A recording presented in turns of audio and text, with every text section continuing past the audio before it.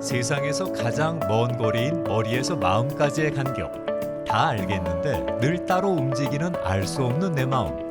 상담 심리학자 박소은 박사와 함께 내 마음의 주인이 되어보세요. 마음아 왜 이래? 이제 마음 여행을 시작합니다. 안녕하세요. 상담 심리학자 박소은입니다. 사람과 사람 사이의 관계는 문화마다 조금씩 다를 수밖에 없는데요. 눈치는 공동체를 강조하는 한국 문화에서 주로 쓰이는 개념입니다.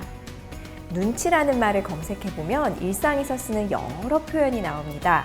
눈치를 채다, 눈치가 있다, 혹은 없다, 눈치를 주다, 혹은 보다. 상황을 파악하고 적절한 행동을 하는 능력을 나타내는 개념인 눈치에 다양한 의미를 포괄하는 번역어를 서구 문화권에서는 찾기가 어렵습니다. 하지만 한국인에게는 일상 용어인 눈치. 오늘은 눈치에 대해서 이야기해 볼까 합니다. 문화인류학자 에드워드 홀은 고맥락, 저맥락 문화라는 개념을 만들었는데요. 쉽게 말해 고맥락 문화는 그걸 말로 해야 아냐이고 저맥락 문화는 말을 해야 알지의 문화라고 할 수 있습니다. 눈치는 맥락에 숨겨진 간접적이고 비언어적인 소통의 비중이 큰 고맥락 문화와 밀접한 관련이 있습니다. 말로 표현되지 않은 것을 상대방의 표정, 말투, 행동을 통해 알아차리고 상황 판단을 바탕으로 적절한 행동을 하는 사람을 우리는 뭐라고 부를까요? 네, 눈치 있는 사람이라고 하죠.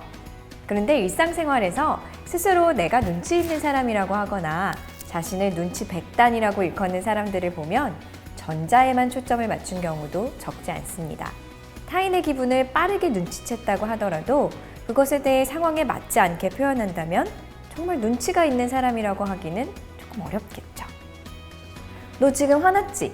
내가 이미 눈치챘어. 화난 거지? 맞지? 이렇게 말하는 사람을 생각해 보시면 이해가 되실 것 같습니다. 눈치 있음의 반대는 눈치 없음인데요.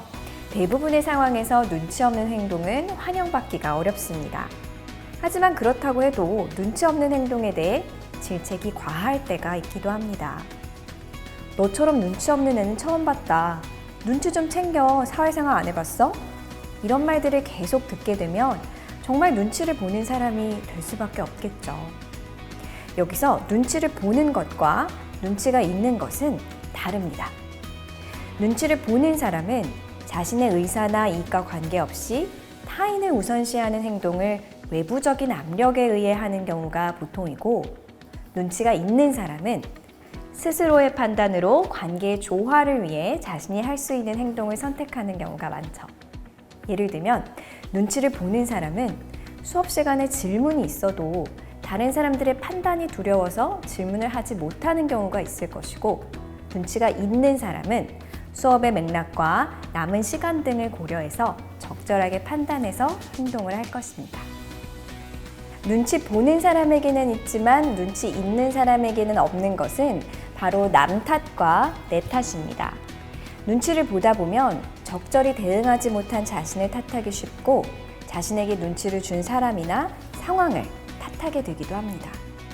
눈치를 보는 것은 정답이 없는 상황에서 정답을 찾는 어렵고 괴로운 일이죠. 눈치를 보는 사람의 이야기가 나의 이야기로 느껴지신다면 내가 원하는 것과 나에게 필요한 것을 알아차리는 연습을 먼저 하시길 권합니다. 그 다음은 상대방에게 맞춰주거나 반대로 분명한 내 의사 표현을 할 수도 있죠. 중요한 것은 내 행동의 뿌리가 나에게 있고 그 책임도 나에게 있다는 것입니다. 오늘은 한국의 문화어 눈치에 대해 알아봤는데 제가 눈치껏 지루하지 않게 잘 마무리한 건가요? 다음에 또 뵐게요.